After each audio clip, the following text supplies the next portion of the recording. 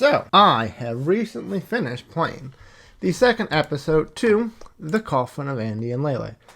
I even, without a guide, mind you, got to the ending where we have the fun ending in which we see Andy and Leyley, in which we see the after effect of Andy and Leyley doing the beast with two backs, if you will.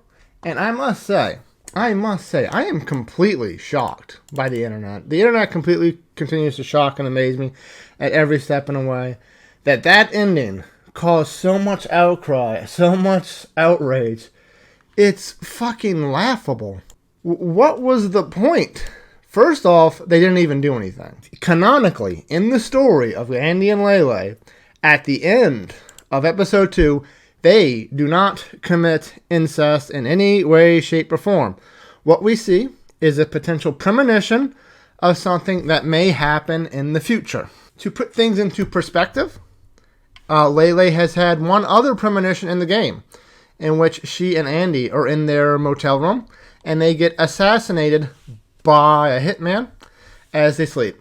No matter what you do in the game, it is physically impossible for that premonition, that first premonition, the hitman killing you asleep, it's physically impossible for that to happen in the game.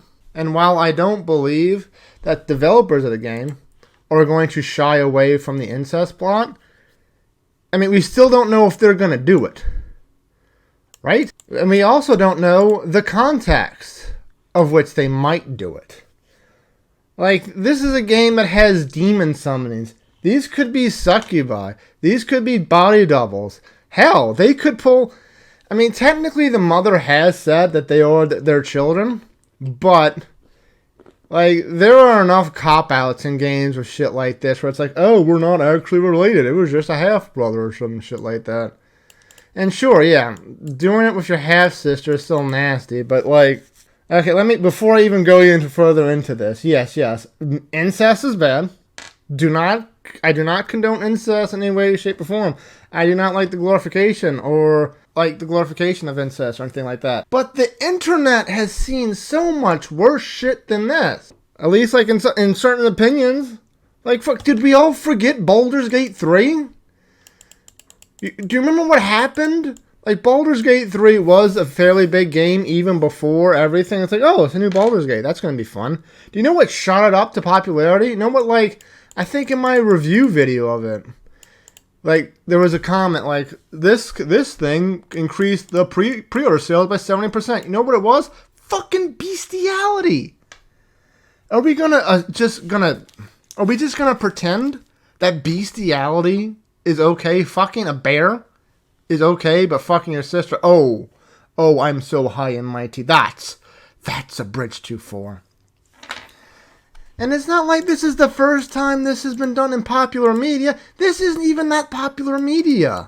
Like, let's be real. The Coffin of Andy and Leyley is a fairly obscure horror video game. This is the person's first game.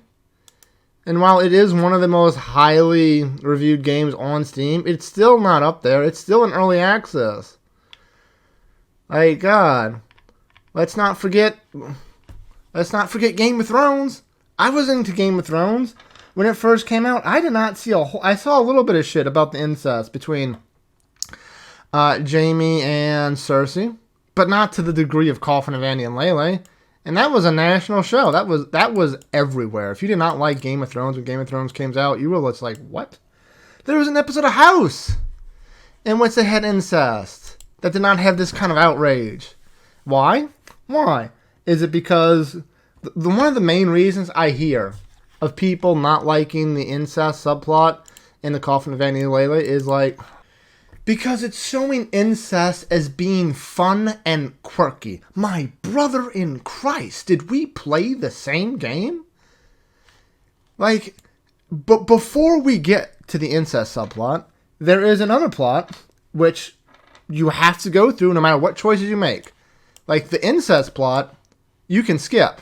There is a very, very obvious choice you have to make in order to see the incest thing.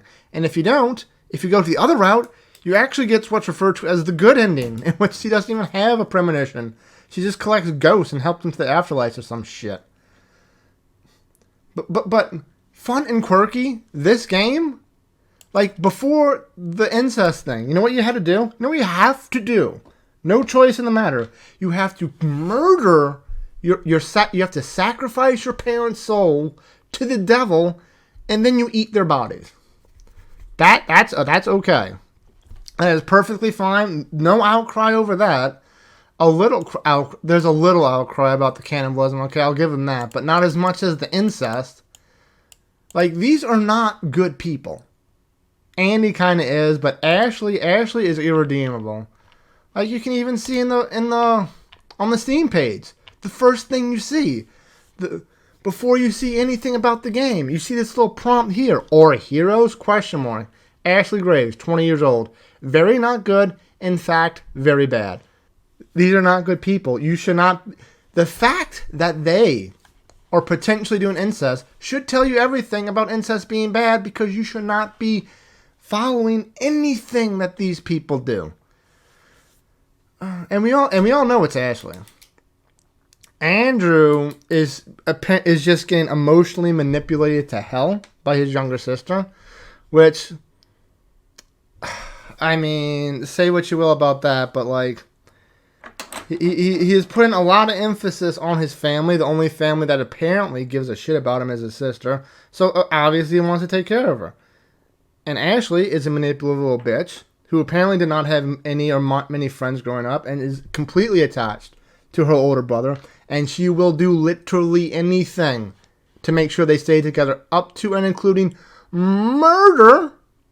Did we forget the part where Ashley is a murderer? Like, her friend who is not named, they get her to play hide and seek, and they lock her in a crate because she was getting too lovey-dovey with Andy. And she has absolutely no remorse of that. That should tell you everything there is about Ashley as a character. Absolutely no remorse, no nothing. And let's go over the other two endings, right? There are 4 possible endings you can get. 3 of which have premonitions.